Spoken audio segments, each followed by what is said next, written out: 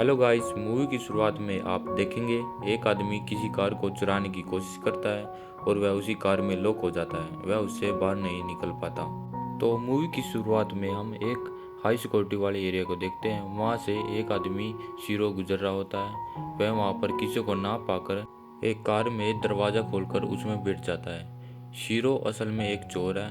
वह उस कार को चोरी करने के लिए आया है, लेकिन वह कार को चोरी नहीं करता। वह उसके साउंड सिस्टम और डैशबोर्ड में पड़े कुछ सामान को चुरा लेता है और उसमें मौज मस्ती करने लगता है, और वह पीछे वाली सीट पर पेशाब भी कर देता है। अब सारा काम खत्म होने के बाद वह कार से निकलने की कोशिश करता है, लेकिन दरवाज़ा लॉक होता है।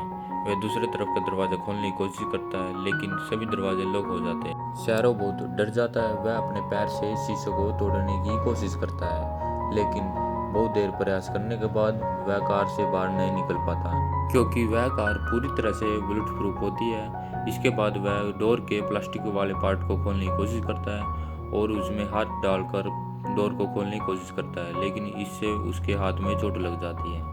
तो शीरो परेशान होकर अपने बैग से गन निकालता है और सामने वाले शीशे पर चला देता है। जैसे कि मैंने बताया, कार में सभी शीशे बुलेट प्रूफ है।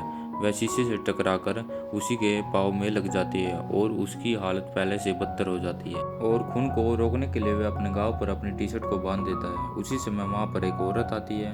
वह शीशे में अपनी लिपस्टिक को ठीक करती है। इससे यह पता चलता है कि कार के सभी शीशे पोलराइज्ड है, यानी कि का बाहर से कार के अंदर कुछ भी नहीं दिखाई देता है। वह घबरा कर अपनी बीवी को फ़ोन करता है, लेकिन फ़ोन लगने से पहले बैटरी ऑफ हो जाती है और वह उस कार में बुरी तरह से फंस जाता है। शीरो को अब भूख भी लगने लगती है, लेकिन उसके पास खाने को कुछ नहीं है। वह अपने पास रखी पेप्सी को पी लेता है।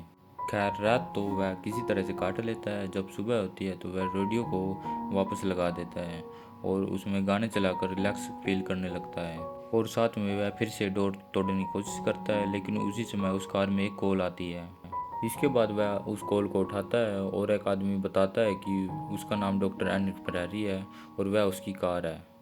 मेरी 28 बार कार चोरी हो चुकी है और इसके मिलाकर 29 हो जाएगी, पर सैरो एक ही बात कहता है कि मुझे यहाँ से बाहर निकालो। वह आदमी इस कार की कुछ खूबियाँ बताता है। वह बताता है कि यह पूरी तरह से बुलेट प्रूफ है और यह बाहर से पोलराइज्ड है और इस कार का सारा कंट्रोल मेरे पास है। शीरो उसे गाली देता है। गाली देते हुए कहता है कि मुझे यहाँ से बाहर निकालो, मुझे प्यास लग रही है और इस कार में बहुत गर्मी भी है। इसके बाद फ़ोन कट हो जाता है और एसी चालू हो जाता है। एसी चलने के बाद शीरो अच्छा महसूस करता है, लेकिन एसी उसके भले के नहीं, उसे टॉर्चर करने के लिए चलाई जाती है। कार में बहुत ज़्यादा ठंड हो जाती है और वह अपनी टी शर्ट को दोबारा पहन लेता है और अपने जींस के टुकड़े को कार के विंड्स में डालने की कोशिश करता है, लेकिन इसका कुछ फायदा नहीं होता है। कार में बहुत ज़्यादा ठंड बढ़ गई होती है। इसके बाद दोबारा फ़ोन आता है और वह उसे गाली देते हुए कहता है कि मुझे यहाँ से बाहर निकालो। हेनरिक उसे कहता है कि पहले तुम मेरे सवाल का जवाब दो। वह उससे पूछता है कि अगर तुम्हारा बेटा चोरी करते हुए पकड़ा गया है तो तुम क्या करोगे। शैरो कहता है कि मैं उसका कान पकड़कर उसको पुलिस के हवाले कर दूंगा, लेकिन एनरिक कहता है कि नहीं, कोई भी पिता अपने बेटे के साथ ऐसा नहीं करेगा। पुलिस को देखता है। वह चिल्लाकर उसे बुलाने की कोशिश करता है, लेकिन आवाज़ बाहर नहीं जाती। पुलिस वाला कार को चारों तरफ से देखकर उस कार का चालान कर देता है और वहाँ से चला जाता है। इस कार का चालान इसलिए काटा क्योंकि इस कार के शीशे पोलराइज्ड है। बाहर बेशक बारिश हो रही है, लेकिन शेरों को बहुत प्यास लग रही होती है। जब फिर से कॉल आती है तो वह उसे पानी के लिए कहता है, लेकिन एनरिक उससे आईडी नंबर और उसका नाम पूछता है। शैरो उसको बता देता है और एनरिक उसे पानी पीने के लिए देता है। वह उसे फिल्टर से पानी पीने के लिए देता है। वह बहुत गंदा था, लेकिन उसे प्यास इतनी थी कि वह उस पानी को पी जाता है। अब फिर से रात हो जाती है और उसे भूख भी बहुत लग रही है। उसके सामने एक डिलीवरी बॉय पिज्जे की डिलीवरी करता है, लेकिन खाना उसके सामने होने के बावजूद भी वह कुछ नहीं कर सकता। कार में वहाँ पर एक छोटा सा इंसेक्ट उसका फ्रेंड बनता है। एनरिक उसे टॉर्चर करने में कोई कसर नहीं छोड़ता है। वह कार में गर्म हवा की एसी चला देता है, जिससे उसकी हालत और ख़राब हो जाती है और इतनी भूख के कारण वह वहाँ पर रखी किताब को ही खाने लगता है और पानी ना मिलने के कारण वह अपने पेशाब को ही पीने लगता है। इसके बाद वहाँ पर एक और चोर आता है जो कार को चोरी करने की कोशिश करता है, लेकिन वहाँ पर एक आदमी आ जाता है और वह उसे ऐसा करने से रोककर उसे पकड़ लेता है और उसे पुलिस के हवाले कर देता है। बाहर बहुत ज़्यादा हलचल हो रही है, लेकिन किसी को भी नहीं पता कि उसमें एक बंदा मर रहा है। अब रात हो जाती है और वह भूख के कारण उस कीड़े को ही खाने की कोशिश करता है, लेकिन उसके मन में कुछ ऐसा आता है कि वह उसे नहीं खाता। इसके अलावा वहाँ पर एक कपल भी आते हैं और वे दोनों इंटीमेट भी होते हैं। वह उन्हें देखने के अलावा कुछ भी नहीं कर सकता था। अगली सुबह एनरिक का फिर से कॉल आता है और वह शेरो को बता देता है कि डैशबोर्ड के नीचे एक चॉकलेट बार है जिसे खाकर शेरो अच्छा महसूस करता है। वह शेरू अपनी फ़ोन की बैटरी को निकालकर धूप में रख देता है और बाहर अन्य लोगों की एक्टिविटी को देखने लगता है। काफ़ी देर तक कोशिश करने के बाद वह कार के दरवाजे में छोटा सा होल कर देता है, लेकिन होल इतना छोटा है कि उससे आवाज़ बाहर भी नहीं जा सकती। और फिर से एनरिक की कॉल आती है और वह उसे अरीना और लियोनक के बारे में बताता है। शीरो इन दोनों का नाम सुनकर हैरान रह जाता है क्योंकि वह उसके बीवी और बच्चे थे। फ़ोन कट होने के बाद वह धूप में रखी बैटरी को मोबाइल में डालता है और वह फ़ोन चालू हो जाता है। वह जल्दी से अपनी बीवी को कॉल लगाता है, लेकिन उसकी बीवी कॉल नहीं उठाती और वह वॉइस मैसेज छोड़ देता है, लेकिन थोड़ी देर बाद मोबाइल फिर से बंद हो जाता है। इसके बाद हम शीरो को देखते हैं कि वह खाली बैठकर बार बार कार के स्टार्ट बटन को दबाता है और वह कार स्टार्ट भी हो जाती है, लेकिन कार का गियर रिवर्स में अटका हुआ था और इसके बाद वह तेज़ी से कार को पीछे ले जाता है और उसका एक्सीडेंट कर देता है।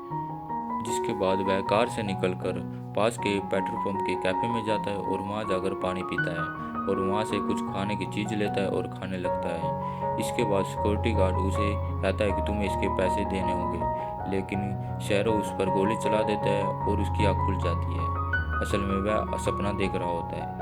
अब शीरो इन सब चीज़ों से परेशान हो जाता है और वह अपने आप को मारने की कोशिश करता है। वह अपने मुंह में गन को डालता है और गोली चला देता है, लेकिन बंदूक में गोली नहीं होती और वह बच जाता है।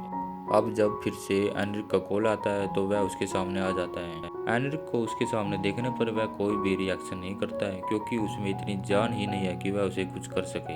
एनरिक उस कार में आकर बैठता है और वह शीरो से बातचीत करने लगता है। एनरिक शीरो को सिगरेट पीने के लिए भी देता है। जब एनरिक किसी से फ़ोन पर बातें करता है तो शीरो उसकी गन निकालकर उसी पर फायर कर देता है और कार से बाहर निकल जाता है और रेंग रेंग कर उससे दूर जाने लगता है। शीरो के अंदर इतनी भी पावर नहीं बची थी कि वह चिल्लाकर किसी से मदद मांग सके। वह गन चलाकर मदद मांगने की कोशिश करता है, लेकिन उसी समय एनरिक आ जाता है। वह शीरो को पकड़कर उसे कार के अंदर ले जाने की कोशिश करता है, लेकिन उसी समय वहाँ पर एक पुलिस लेडी आ जाती है। इसके बाद वह पुलिस उस एनरिक को उस आदमी को छोड़कर गन नीचे रखने को कहती है, लेकिन एनरिक ऐसा नहीं करता।